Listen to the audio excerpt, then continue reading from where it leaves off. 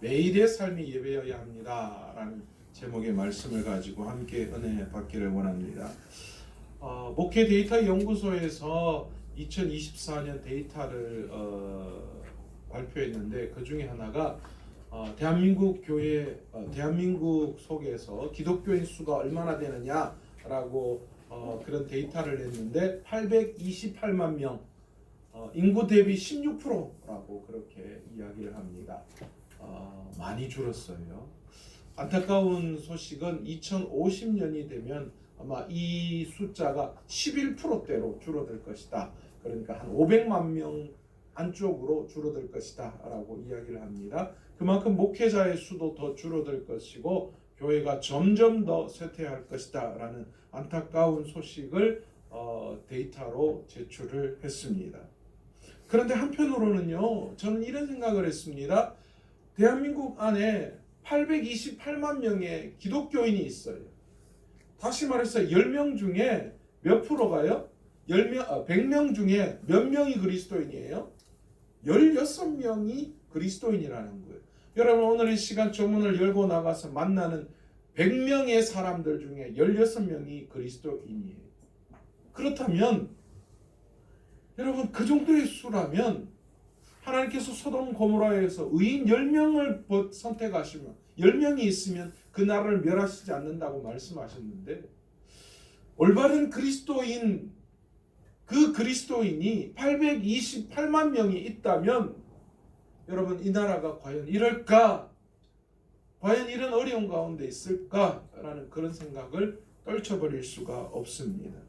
갈수록 사회에서 그리스도인들의 신뢰도가 떨어지는 것이 사실이에요.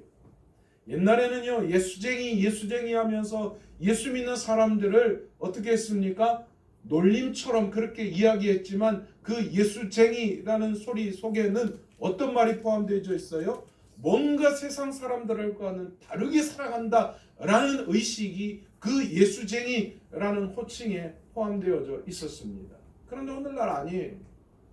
오늘날은 세상 사람과 그리스도인들이 잘 구별되어지지 않고 있어요. 아니, 어쩌면 그리스도인들이 세상 사람들이 기대하는 그 기대치에 못 미치고 있다라는 거예요. 물론 그리스도인들이 세상 사람들보다는 낫습니다. 그건 어쩔 변함없는 사실입니다. 그러나 세상 사람들이 그리스도인들을 바라보면서 생각하고 있는 기대치가 있는 거예요. 예수 믿는 사람들이라면 그래도 이 정도는 되어야 되지 않는가라는 그 기대치가 있는데, 현저하게 우리 기독교인들이 그 기대치에 못 미치고 있다라는 거죠. 오늘날에는요, 세상 사람들이 목회자를 보면서 뭐라고 이야기하는지 아세요? 목사 이야기합니다. 여러분, 옛날에는요, 세상 사람들도 다 목회자를 바라보면서 뭐라고 이야기했어요? 목사님이라고 이야기했습니다. 그런데 요즘은 세상 사람들이 목회자를 보면서 목사들이 말이야 그렇게 이야기해요. 그만큼 그리스도인들이 세상 안에서 제대로 된 역할을 감당하고 있지 않다라는 것을 반증하고 있는 거예요. 오늘날에 많은 사람들이 이순신 장군 신앙을 가지고 있다고 했잖아요.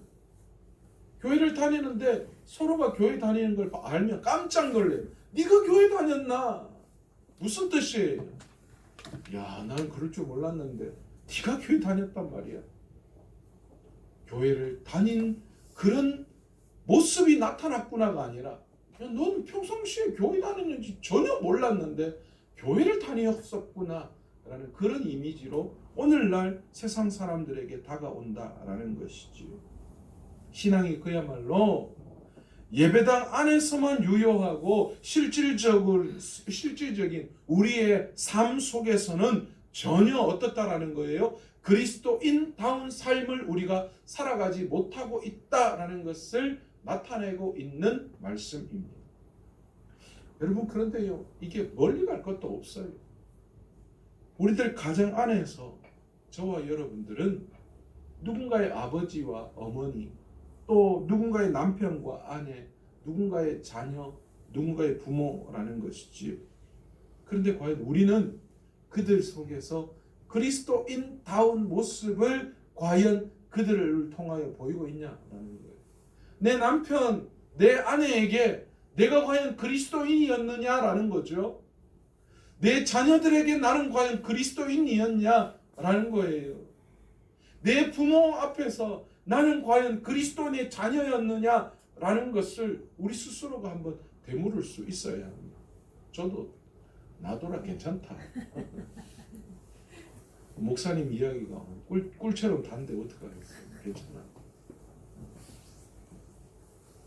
여러분, 제가 이 말씀을 준비하면서 제 스스로를 돌아봤어요. 나는 우리 자녀에게 과연 그리스도인, 아니 더 나아가서 나는 과연 목사님으로서 그들에게, 내 자녀에게 그런 목사님으로서의 모습이 과연 그들에게 보였는가라는 것이지. 내 부모에게, 내 자녀에게, 내 공동체에 속해 내 바운더리 안에 들어있는 많은 사람들에게 나는 과연 그리스도인, 나는 과연 목사님으로서 그런 모습들을 그들에게 보이고 있느냐라는 거예요. 여러분, 모를 것 같죠? 우리 자녀들은 우리 부모가 진짜 그리스도인지 아닌지 자녀에게 물어보면 금세 알 수 있어요. 여러분, 많은 사람들이 그것을 놓치고 있어요. 내가 과연 내가 속해 있는 곳에서 어떤 모습을 보이고 있느냐라는 것입니다. 바울은 자신의 모든 서신서에서 그래서 뭐라고 이야기하냐, 전반부에서는 복음에 대한 이야기를 하고 난 다음에 후반부에서는 그 복음으로 우리가 어떻게 살아가야 되는가라는 것을 바울은 강조하고 있어요. 그러니까 바울에게서의 복음은 그냥 하나의 이념이 아니라 실제적인 삶에서 그 모습이 나타나야 한다라는 것을 바울이 강조하고 있는 거죠. 특히 바울은 가정 안에서 그 모습들이 나타나야 한다라는 것을 강조했습니다. 왜냐하면요, 여러분, 바울이 한 가정을 바라보니까 부모와 자식, 남편과 아내, 종과 상전, 이 모든 관계가 다 당시의 가정 안에 다 포함되어져 있었기 때문이지요. 우리 믿음을 가장 적나라하게 드러내 보일 수 있는 곳이 어디냐 하면 우리의 가정이었다라는 거예요. 그래서 바울이 그들이 속해 있는 그 가정 안에서 진정한 그리스도인답게 살아가야 한다라는 것을 말씀하고 있는 것이죠. 그렇다면 우리는 반드시 생각해 봐야 할 것이 있습니다. 아무리 우리가 예배당 안에서 경건하게 예배 드려도 막상 내 삶 속에서, 특히 우리 가정 안에서 전혀 그리스도인답게 살지 못한다면 과연 우리가 드린 그 예배가 하나님이 받으실 만한 예배였냐라는 것을 우리 스스로 한번 되물어 봐야 한다는 거예요. 내가 여기에서 경건한 예배를 아무리 드린다 한들 내가 돌아가서 내가 속해 있는 가정 안에서, 내가 속해 있는 공동체 안에서 내가 그리스도인다운 삶을 살지 못했다면 과연 하나님이 우리가 오늘 이 예배에서 드린 우리 스스로는 경건하다고, 우리 스스로는 하나님이 기뻐하실 만한 예배라고 드렸던 이 예배를 하나님 과연 기뻐하실 것이냐라는 것이지. 예배당 안에서는 성경대로 예배했어도 가정에서, 직장에서, 내가 속해 있는 공동체 안에서 세상의 방식대로 그대로 살아간다면 여러분, 과연 하나님이 온 세상의 왕이라고 우리가 자신 있게 말하고 전도할 수 있을까요? 내가 예배가 그냥 오늘 드리는 이 예배당 속에만 머물러 있다면 내가 과연 세상 앞에 나아가서 온 세상의 주인이 하나님이심을, 온 세상을 다스리는 분이 하나님이심을 우리가 과연 말할 수 있겠느냐라는 것이죠. 여러분, 여기서 알게 되는 너무나 중요한 사실이 있습니다. 예배는 의식에서 끝나는 것이 아니라 우리의 삶으로 반드시 연결되어져야 한다라는 것입니다. 물론 의식적인 예배도 못 드리는 분들이 있어요. 온통 그냥 세상의 생각 속에, 세상의 재미에 온통 빠져서 그냥 껍데기만, 몸만 그냥 여기 앉아있는 그런 예배, 하나님께서 과연 그런 예배 그런 예배도 문제이겠지만, 그러나 오늘 이 예배만이 거룩한 예배로 하나님 앞에 드렸다고 내가 드릴 예배가 완성되었다라고 생각하는 것, 여러분 그것도 잘못된 것이다 라는 거예요. 오늘 드린 이 의식적 예배가 우리의 삶으로 연결되어지지 않는다면, 여러분 오늘 드린 이 예배 과연 하나님 기뻐하실까? 하나님 앞에 내가 온전한 예배를 드렸는가? 라는 그 모습, 그 질문을 우리 머릿속에서 떠나지 말아야 합니다. 하나님 앞에 온전한 예배를 드리지 못했다라는 거지. 그래서 하나님께서는 레위기에서 제사법에 대해서 말씀하시고 난 다음에 뭘 말씀하셨냐면 정결법에 대한 이야기를 하신 거예요. 너희가 제사를 이렇게 드려야 한다라고 말씀하신 다음에 그 다음에 너희가 어떤 정결의 삶을 살아야 한다라는 것을 뒤이어서 제사의 정결법에 대한 이야기를 하고 계시다라는 거예요.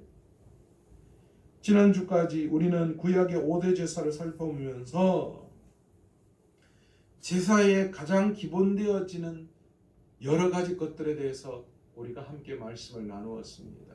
그런데 여러분, 이 제사의 가장 핵심이 뭐냐 하면 구약의 제사의 핵심은 번제입니다. 말씀드린 것처럼 번제는 제물을 모두 태워서 하나님 앞에 드리는 제사입니다. 한마디로 하나님을 향한 끊임없는 충성과 헌신을 상징하는 제사가 번제입니다. 그런데 여러분, 이 번제는요 하루에 2번씩 아침과 저녁에 드려졌습니다. 그래서 이 번제를 상번제라고도 이야기합니다. 늘 드리는 제사, 번제다라는 그런 의미죠. 따라서 번제는 저녁에 드려서 아침까지 그 번제물이 타도록 해야 하고, 또 아침에 드려서 저녁 무렵까지 그 번제물이 타도록 해야 합니다. 자, 이렇듯 제물이 아침 저녁으로 계속 드려지기 위해서는 뭐가 필요할까요? 제단에 불이 꺼지지 않아야 했습니다. 그 내용이 오늘 본문 9절, 12절, 13절에 반복해서 이야기하는 것이죠.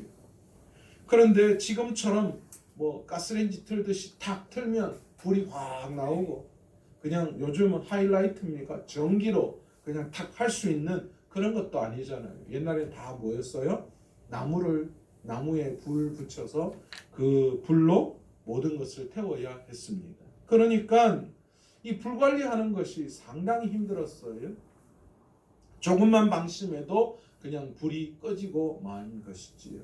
옛날에 연탄 뗄 때 저도 제 어릴 때였어요. 제 어릴 때 연탄 뗐는데 연탄 불 꺼트려 가지고 우리 어머니가 옆집에 가서 연탄 빌려온 거 많이 봤어요. 아니면 뭐해요? 번개탄 해가지고요. 이런 거 팍 비웠는데 그게 금방 안 붙어요. 연기 풀풀 나고 연기 마시고 해야 돼요. 조금만 방심하면, 특히 저녁에 아무 생각 없이 새벽에 잠깐 일어나서 연탄을 안 갈면 그 불은 그냥 금방 꺼져버리죠. 아침에 그 연탄불 피워가지고 음식하고 해야 되는데 그런 게 쉽지가 않았어요. 여러분, 무엇보다 제단 위에 내려진 그 불은요, 그냥 우리가 일반적으로 붙인 그런 불이 아니었어요. 하늘에서 내려오는 불이었습니다. 레위기 9장 24절에 보시면 불이 여호와 앞에서 나와 제단 위에 번제물과 기름을 사른지라. 불이 여호와 앞에서 나와서 제단의 불을 살랐다. 그러니까 그 불이 어디서 내려온 거예요? 사람이 붙인 것이 아니라 하늘로부터, 하나님으로부터 내려온 불이었다라는 거예요. 마치 여러분, 올림픽에 이 성화가 그리스의 올림푸스 신전에서 불 붙여서 오는 그런 방식이었다라는 거죠. 그래서 올림픽 내내 그 불 꺼지면 안 되잖아요. 그런데 여러분, 그런 성화는 그래도 그냥 붙이는 신이 내려서 붙여주는 게 아니잖아요. 그냥 태양빛에 붙여서 그래도 그거를 올림픽 내내 보존하려고 애쓰는데, 여러분, 구약의 번제단의 불은 하늘에서부터 직접 하나님이 내려주신 거였어요. 그래서 이 불은 항상 꺼트려서는 안 되는 거예요. 계속해서 이어져야 했습니다. 그래서 이스라엘 백성들은 여행 중에도 이 불이 꺼지지 않도록 그 불을 담는 그릇을 만들어야 했습니다. 번제단에 불을 담아 잘 꺼지지 않도록 이동하게 만든 것이지요. 뿐만이 아닙니다. 이 제단의 불은 전승에 의하면 심지어 바벨론 포로기까지, 이스라엘이 망해서 바벨론이 끌려가는 그 시기까지 그 제단의 불, 하늘에서 내려온 하나님이 주신 그 불은 꺼지지 않았다라고 그렇게 성경은 기록하고 있습니다. 그런데 여러분, 구약의 이 제단의 불이 하늘에서 내려온 것처럼 오늘 신약을 살아가는 우리에게도 하늘에서 불이 우리에게 임한 줄로 믿습니다. 어떤 불이요? 오순절 성령 강림 사건을 통하여서 어떤 불이 내려왔습니까? 성령의 불이 우리에게 내려온 줄로 믿습니다. 그렇기에 우리는 이 성령을 소멸시켜서는 안 됩니다. 물론 성령은 우리를 떠나시지 않습니다. 우리 안에 계십니다. 그런데 이 성령이 우리 안에서 충만하게 일하실 수 있도록 우리가 그렇게 배려해야 한다라는 것이지요. 그러기 위해서 우리는 항상 기도하고 쉬지 말고 기도하고 범사에 감사해야 합니다. 한마디로 내 안에 계신 성령께서 기뻐하시는 삶을 살아가야 한다라는 것이지요. 여러분, 이것은 좁게는 우리 그리스도인의 제단에 이 기도의 불을 꺼뜨리지 않아야 한다라는 그런 의미일 수도 있겠지만, 한편으로는 날마다 우리의 삶이 예배가 되어야 한다라는 것이기도 합니다. 그래서 사도 바울은 로마서 12장 1절에서 우리에게 뭐라고 말씀하시고 계십니까? 그러므로 형제들아, 내가 하나님의 모든 자비하심으로 너희를 권하노니 너희 몸을 하나님이 기뻐하시는 거룩한 산 제물로 드리라. 이는 너희가 드릴 영적 예배니라. 그렇게 말씀하고 계십니다. 구약의 모든 제사는 우리의 죄를 대신하여 속죄의 제물로 죽게 되실 예수 그리스도를 상징하는 그런 예표입니다. 구약에서처럼 여러 번 반복해서 드리는 그런 제사가 아니라 오늘 이 시대를 살아가는 우리들은 예수 그리스도께서 단번에 희생 제물이 되어 주셨기 때문에, 그래서 이제 더 이상 우리는 짐승을 잡아서 제물로 드릴 필요가 없는 시대를 살아가고 있습니다. 그렇다면 사도 바울이 이야기하는 우리의 몸으로 제사를 올려드리라 라고 하는 이 의미를 우리는 어떻게 받아들여야 할까요? 이제 더 이상 구약처럼 그렇게 제사를 드리지 않습니다. 그런데 바울이 너희 몸을 하나님이 기뻐하시는 거룩한 산 제물로 드리라 말씀하신 이 내용을 우리는 오늘 이 신약 시대를 살아가는 우리에게 어떻게 해석을 해야 할까요? 먼저 여기서 말하는 몸은 말 그대로 우리의 육체를 말합니다. 좀 더 포괄적으로 말하자면 우리의 전 인격을 말하고 있다라는 것입니다. 원래 하나님은 우리의 마음을 중요하게 보시는 분이십니다. 그러니 겉으로 보이는 외모보다는 우리의 중심을 보시기를 좋아하십니다. 그런데 바울은 왜 우리의 몸을 바치라라고 이야기할까요? 하나님은 우리의 중심이 더 중요하다라고 말씀하셨는데 바울은 왜 우리의 몸을 바치라는 말로 오늘 그렇게 소개하고 있을까요? 이 세상을 살 동안 나라는 사람을 구체적으로 보여주는 방법은 바로 우리의 몸이기 때문입니다. 여러분, 몸 없는 인격을 우리는 생각할 수 없어요. 몸은 나의 삶이 어떠한가라는 것을 증명하는 그런 수단이 됩니다. 내가 먹는 것을 좋아한다. 여러분, 그러면 내 몸이 어떻게 반응해요? 이렇게 반응하죠. 이렇게. 먹는 걸 좋아합니다. 내가 먹는 걸 싫어한다? 그러면 어떻게 반응해요? 여기 우리 권권사님처럼 저렇게 반응하는 거죠. 날씬하게 반응하죠. 여러분, 내가 화를 많이 내는 성격이다. 그러면 어떻게 해요? 내 몸이, 내 얼굴이, 내 말투가 그렇게 반응하는 거예요. 그러므로 몸을 드리라라고 하는 것은 우리의 삶 전부를 뭐 한다라는 거예요? 하나님 앞에 드려야 한다라는 것을 사도 바울이 말씀하고 있는 것입니다. 그럼 우리의 몸을 어떻게 제물로 드려야 할까요? 바울은 로마서 12장에서 그것에 대해서 몇 가지 말씀하고 있는데 첫 번째가 뭐냐? 거룩하게 드려야 한다라고 말씀합니다. 여러분, 거룩은 단순히 깨끗하다라는 뜻을 가지고 있는 게 아니에요. 어떤 목적을 위해서 구별해야 된다, 구별돼야 된다라는 것이 거룩입니다. 깨끗한 삶을 살아가는 것이 거룩이 아니라 어떤 목적을 위해서 내가 다른 어떤 것과는 다르다라는 것을 말씀하시는 것이 거룩입니다. 일반적으로 하나님께 드리는 제물은 거룩한 구별된 것이었다라고 구약은 말씀하고 있습니다. 마찬가지로 우리의 몸을 하나님께 제물로 드리기 위해서는 거룩한 구별이 우리의 몸 안에 나타나야 한다라는 것인데, 그렇다면 우리의 몸을 거룩하게 구별해서 드려야 한다라는 것, 그것은 무슨 말일까요? 일단 우리의 몸을 죄악 가운데에서 더럽혀서는 안 된다라는 겁니다. 내 눈이 더러운 것을 보지 않고 내 입이 더러운 것을 말하지 않으며 내 손과 발이 죄를 범하는데 사용되지 않아야 한다라는 거예요. 여러분, 금묵자흑이라고 하잖아요.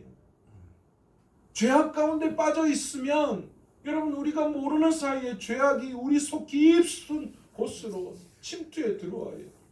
여러분이 세상 친구와 많이 어울려 살아간다면, 여러분 예수 안 믿는 사람들과 여러분이 삶이 더 많다면 여러분의 가치관은 이미 뭐에 물들어 있어요? 세상에 물들을 수밖에 없다라는 것, 여러분 그것은 부정할 수 없는 사실이다라는 거예요.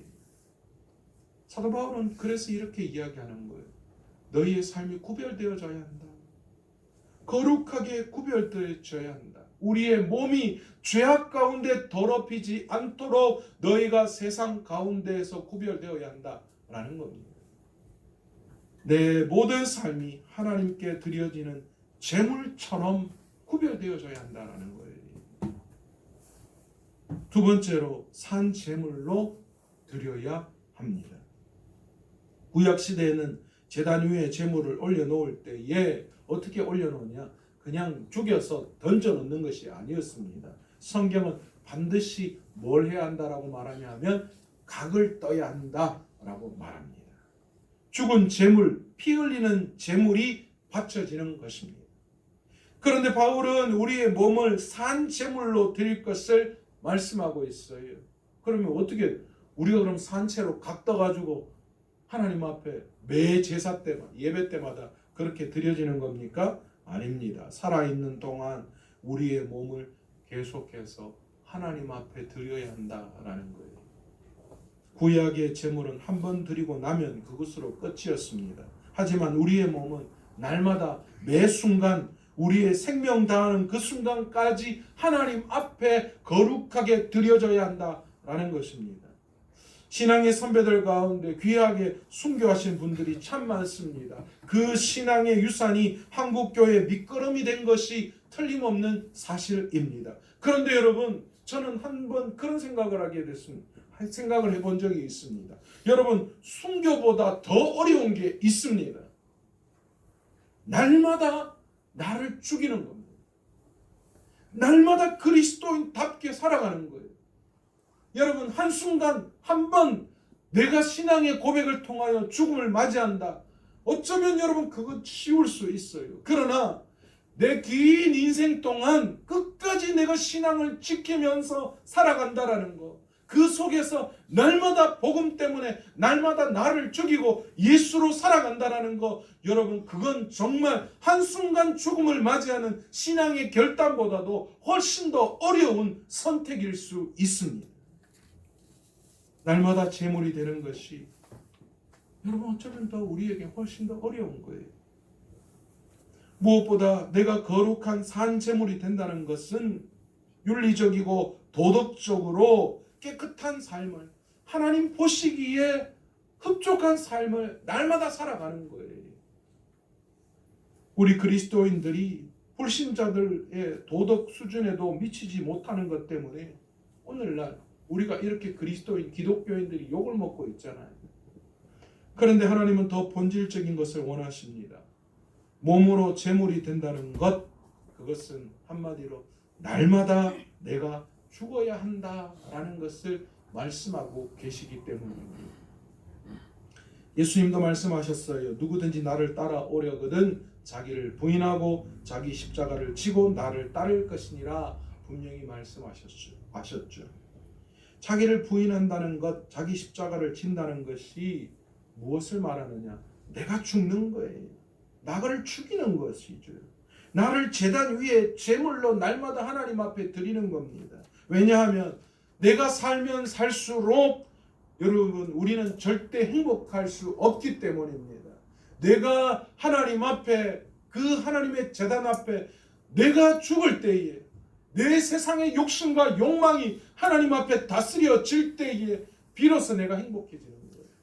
여러분 우리 자녀 키울 때 다 경험했잖아요. 여러분 아이들이 부모 밑에 부모의 권위 밑에 자신의 그 아이의 고집이 꺾이지 않으면요. 여러분 그 아이들은 어디에 나와요? 오늘날 어디에 나와요? 오은영 박사님 그 프로에 나오는 거예요. 그 아이가 부모의 밑에서 부모의 권위에 꺾이지 않으면 그 아이는 평생 자라가면서 문제가 될 수밖에 없어요. 여러분 우리도 마찬가지예요. 이 땅을 살아가면서 하나님의 말씀 앞에 우리가 꺾여야 돼요. 말씀 앞에 죽어야 돼요. 하나님의 제단 앞에 우리의 삶이 드려져야죠. 그래서 날마다 우리가 죽을 때에 우리의 삶이 행복해지는 거예요. 여러분 왜 우리가 구원받았음에도 구원의 감격과 기쁨을 모르고 사는지 아십니까? 복음은 예수 그리스도의 죽음으로부터 시작됩니다. 그런데 정작 우리는 죽지 않으려고 해요. 살려고 합니다. 내 자존심, 내 욕심, 내 생각 그거 죽지 않고 그대로 내 안에 살아서 그 욕심을 채우려고 합니다. 죽지 않으려고 하기 때문에 여러분 우리가 마음이 불편한 거예요. 힘든 거예요. 죽지 않기 때문에 우리의 삶의 열매도 나타나지 않는 거예요. 예수님께서 뭐라고 말씀하셨어요? 한 알의 밀알이 땅에 떨어져 죽지 아니하면 한 알 그대로 있고 죽으면 어떻게 된다고요? 많은 열매를 맺는다라고 말씀하셨잖아요. 여러분 문제는 내가 안 죽기 때문이에요. 내가 여전히 살아있기 때문이지. 여러분 시인과 촌장으로 유명한 하덕규 씨라는 분 여러분 잘 알고 계실 겁니다. 가수이자 목회자로 사역하고 있는 분입니다. 이분의 노래 가운데 가시나무라는 노래가 있습니다. 아마 잘 아실 거예요. 내 속에 내가 너무도 많아 당신의 쉴 곳 없네. 내 속에 헛된 바램들로 당신의 편할 곳 없네. 내 속에 내가 어쩔 수 없는 어둠 당신의 쉴 자리를 뺏고 내 속에 내가 이길 수 없는 슬픔 무성한 가시나무 숲 같네. 바람만 불면 그 메마른 가지 서로 부대끼며 울어대고 쉴 곳을 찾아 지쳐 날아온 어린 새들도 가시에 찔려 날아가고 바람만 불면 외롭고 또 괴로워 슬픈 노래를 부르던 날이 많았는데 내 속엔 내가 너무도 많아서 당신의 쉴 곳 없네. 이 노래를 작곡하게 된 배경이 이렇다고 합니다. 가수로서 이분이 인기가 한창일 때 어느 순간 극심한 공허감과 우울증에 사로잡혀 버렸어요. 그래서 술과 대마초 등으로 세월을 보냈다고 합니다. 그러던 어느 날 지인을 통해서 교회를 나가게 되었고 그날 예수님께서 이 하덕규 목사님을 만나 주셨어요. 그러면서 하나님께서 이분 안에 수많은 내가 존재하는 가시나무 숲을 보여주셨던 것입니다. 욕심과 욕망이 가득한 나, 쉼을 얻지 못해 지치고 피곤한 나, 깨진 영혼의 날카로운 가시 때문에 누구도 다가올 수 없게 하는 나, 사랑하는 사람들에게까지 상처를 주어 돌아서게 하는 나, 어둠과 슬픔, 우울함이 가득한 나를 만나게 하신 것입니다. 그리고 그날 그 가시나무 숲에 주님이 찾아오셨어요. 그리고 그 가시나무를 없애 주신 것이지요. 사랑하는 여러분, 우리 역시 가시나무와 같은 불행한 삶을 살아가는 분들 계실 줄로 믿습니다. 내 속에 내가 너무나 많아서 말입니다. 그러면 어떻게 해야 할까요? 나를 죽여야지. 내려놓아야 합니다. 물론 쉽지 않습니다. 아니, 사탄은 우리가 죽지 못하도록, 우리 안에 내가 죽지 못하도록 계속해서 유혹합니다. 니는 자존심도 없나? 내 잘못도 아닌데 왜 자꾸 내만 사과해야 되는데? 내가 왜 그런 일을 해야 하는데? 왜 항상 내가 먼저 손을 내밀어야 하는데? 왜 항상 나만 손해봐야 하는데? 그러면서 내 스스로를 죽지 못하도록 사단은 계속해서 우리를 유혹합니다. 그리고는 엉뚱한 곳에서 나를 죽게 합니다. 그런데 여러분, 그 죽음은 생명을 잉태하는 것이 아니라 비참한 죽음을 맞이하게 한다라는 것이지. 어쩌면 날마다 나를 죽이는 삶, 이것이 한편 제단의 불을 꺼뜨리지 않는 방법이기도 합니다. 불이 꺼지지 않게 한다는 것, 제사를 항상 올려드리는 걸 말하기 때문이죠. 내가 내 삶을 통하여 내 예배가 계속해서 이어갈 때에 내 안에 제단의 불이 꺼지지 않게 되는 것이죠. 마찬가지로 저와 여러분의 삶 전체가 하나님이 받으시는 향기로운 예배가 되어야 할 줄 믿습니다.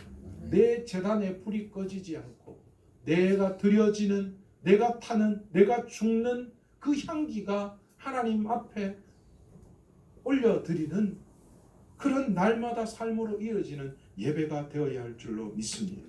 바울은 이것을 하나님께 드릴 영적 예배다라고 오늘 로마서 12장 1절을 통하여 우리에게 말씀하고 있습니다. 저는 우리 아이들, 그리고 내 가족들, 또 우리 교회 성도들에게, 또 내가 속해 있는 주위의 많은 사람들에게 정말 목회자다운 삶을 살아가는 사람으로 인정받고 싶습니다. 누가 봐도 우리 목사님은 목사다, 목사님 맞다 라는 그런 소리를 듣고 싶습니다. 많은 목사님들 중에 멀찌감치 쏘는 저 목사님 대단하지 라는 그런 존경을 받을 수 있겠지만, 그러나 정작 그들의 가족과 공동체와 핵심 리더들 앞에서는 어려운 모습을 보이는 경우를 참 많이 봅니다. 그렇습니다. 여러분, 이제부터라도 우리의 삶이 달라져야 합니다.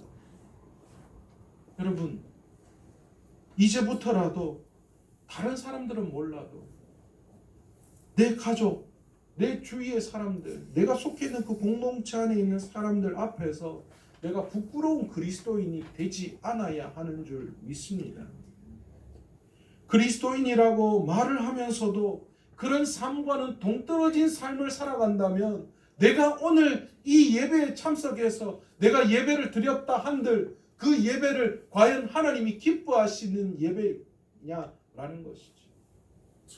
매일 하나님께서는 내가 드려지기를 원하시는데 주일날 한번 의식적인 이 예배를 통하여서 드리는 이 예배를 하나님 과연 기뻐하시겠느냐라는 겁니다. 저와 여러분이 이런 결단을 내리시기를 소원합니다. 내가 죽음으로 내가 속해 있는 공동체 안에서 성공적인 그리스도인다운 삶을 살아가기를 오늘 이 시간 다짐할 수 있는 저와 여러분 되시기를 간절히 축원합니다. 이를 위해서 날마다 내가 제물이 되어서 주님 앞에 드려지는 내 예배가 내 삶으로 이어지는 진정한 예배자들이 다 되시기를 간절히 축원합니다. 기도하겠습니다.